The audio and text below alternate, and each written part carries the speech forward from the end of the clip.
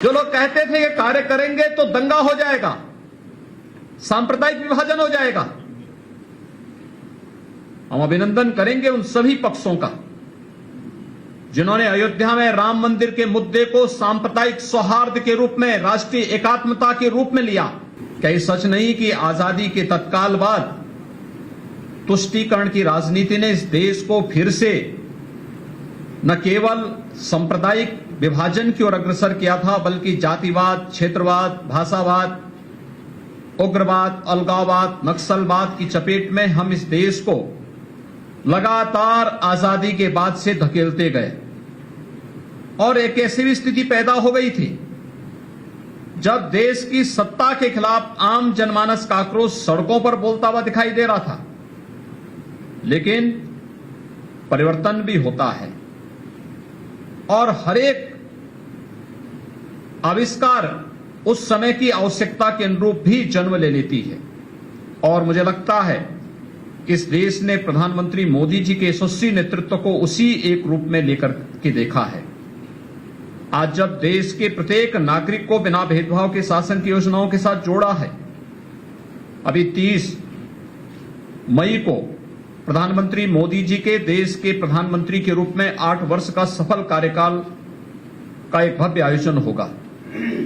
इन 8 वर्षों में आप देखेंगे कि कैसे 70 वर्षों तक ये देश कहां रेंगता रहा और इन 8 वर्षों में किन नई ऊंचाइयों को प्राप्त करता हुआ दिखाई दे रहा है। इन 8 वर्षों में हर एक नागरिक के घर में, हम हर एक गरीब के घर में शौचालय का निर्माण कर सके। 10 करोड़ ऐसे शौचालय उन गरीबों के घर में बनाने का कार्य हुआ।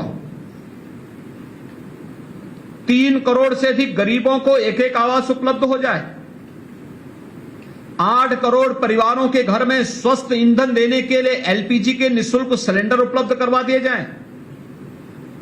4 करोड़ घरों को जो आजादी के बाद से कभी भी जिन्होंने विद्युत क्या होती है, उसकी लाइट का एहसास क्या होता है, इसको नहीं देखा था, आजादी के 70 वर्षों के बाद उन्हें इस चीज का एहसास हो पाया। इस देश के अंदर सांप्रदायिक विभाजन की जड़ें कहां पर हैं, अलगाववाद, नक्सलवाद और अलगाववाद की जड़ें कहां पर हैं, इस पर प्रहार होना चाहिए। आजादी के बाद पहली बार प्रधानमंत्री मोदी जी के नेतृत्व में देश उस कार्यक्रमों को आगे बढ़ाने का कार्य कर रहा है।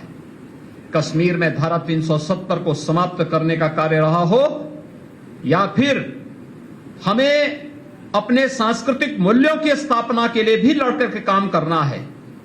प्रधानमंत्री मोदी जी ने जहां कश्मीर में धारा 370 को समाप्त करने में किसी भी प्रकार का कोई संकोच नहीं किया।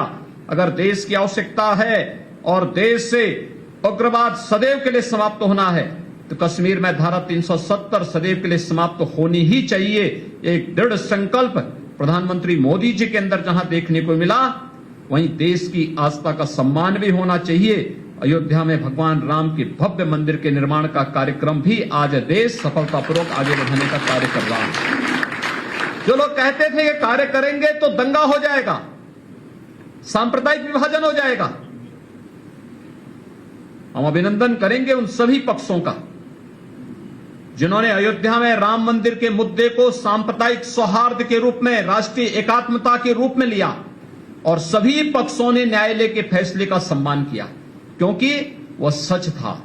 और उस सच्चाई को सभी पक्षों ने जाति, मत, मजहब से ऊपर उठ करके एक भारत श्रेष्ठ भारत की परिकल्पना को साकार करने के उस अभियान के रूप में लिया है। और यही तो भारत की सबसे बड़ी ताकत है। जब भारत 135 करोड़ की आबादी का भारत बोलता है, उसकी अपनी एक ताकत दुनिया के सामने एक नई धमक के रूप में आती है। जब भारत विभाजित होकर के बोलता है, जाति, मत, मजहब, क्षेत्र, भाषा और तमाम अन्य वादों में विभाजित होता है, तो अखंडित आवाज हमारी आवाज को दबाने का कार्य करता है। और इसलिए एक स्वर से पूरे भारत को बोलने की आवश्यकता है। और आजादी का अमृतकाल एक भारत श्रेष्ठ भारत की उसी परिकल्पनाओं को साकार करने के लिए प्रधानमंत्री मोदी जी के नेतृत्व में चलाए जाने वाले अभियान का हिस्सा है। आपने देखा होगा कि अनेक चुनौतियों से जूझते हुए अभी विगत 2 वर्षों से इस सदी की सबसे बड़ी महामारी का सामना पूरा देश कर रहा है, पूरी दुनिया कर रही है। और मुझे लगता है कि अकेले भारत का नेतृत्व ऐसा है,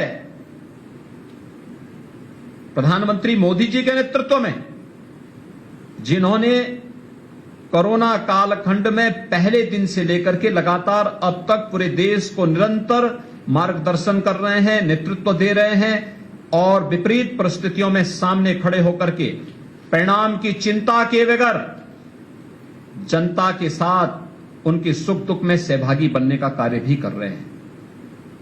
पहली बार हुआ है, ये देश आजाद 1947 में हुआ, लेकिन पहली बार हुआ किसी महामारी का 9 महीने के अंदर वैक्सीन बनकर के तैयार हो गया।